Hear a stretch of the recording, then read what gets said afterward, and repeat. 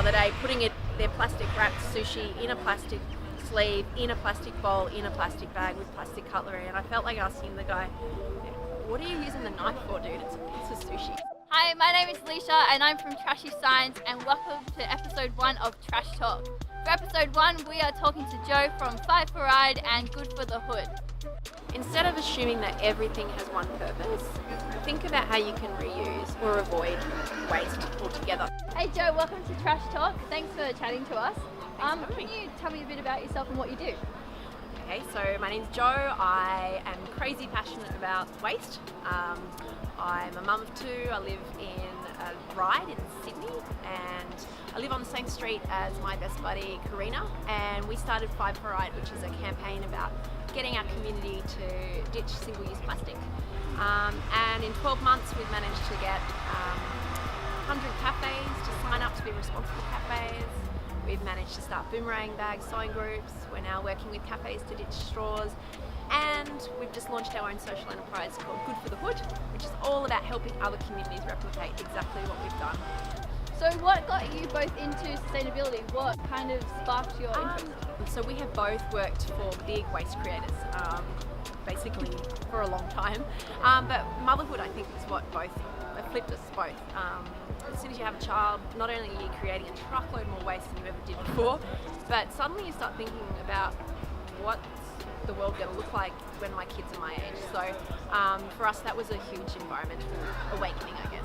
Why do you think organisations like Five for Ride and also Good for the Hood are so important in the sustainability sector? No group or community or government can do this alone. I think that community groups provide a really important voice in this particularly, war on waste. They play a role in educating the community and engaging the community and making it fun and something that people want to be part of. But they also have a role in lobbying and I guess a bit of activism as well. So communicating that this is something that communities want to see. And they also encourage people to be part of something that's bigger than themselves. How important do you think the communities rallying together and influencing change, do you think that's a really large part of creating change, or is it only a small part? I think it plays an important part of mobilising sustainable sentiment amongst people, getting people to care about an issue. I think it plays a role in advising corporates and governments that this is something that communities are passionate and care about. They're not enforcers or legislators or people who are making people do something. They're inviting them to be part of something that's positive. Is there anything, particularly in plastic pollution, that is one thing that really annoys you the most? Like, is there one specific item that really gets so you many angry? things that get me angry. I think over-packaging generally gets me frustrated, and whether that's with food that you buy from a cafe that's been wrapped and then re-wrapped and then put in a bag and then given to you in a plastic bag. I love Japanese food, and I find the waste that's created when you just want a simple sushi roll is kind of ridiculous. And I saw someone the other day putting their plastic wrapped sushi in a plastic sleeve, in a plastic bowl, in a plastic bag with plastic cutlery, and I felt like asking the guy, what are you using the knife for, dude? It's a piece of sushi. So I just think sometimes people consume without thinking. We've got into a culture where, particularly in hospitality, that giving plastic cutlery, accompaniments, condiments is almost a sign of good service. So that kind of irritates me because I think we've just lost our ability to think about what we actually need, and so many times you see plastic cutlery just go in the bin, just didn't even use it. So I think it's the lack of thought that goes into consumption that probably irritates me the most. Fair enough. So we're going to be asking everyone this question as well. So what can people at home do realistically to be more sustainable in their lives?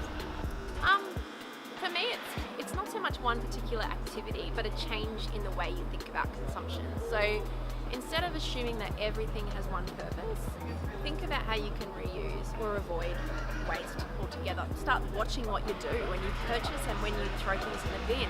Where is it going, and how long are you using it for? So,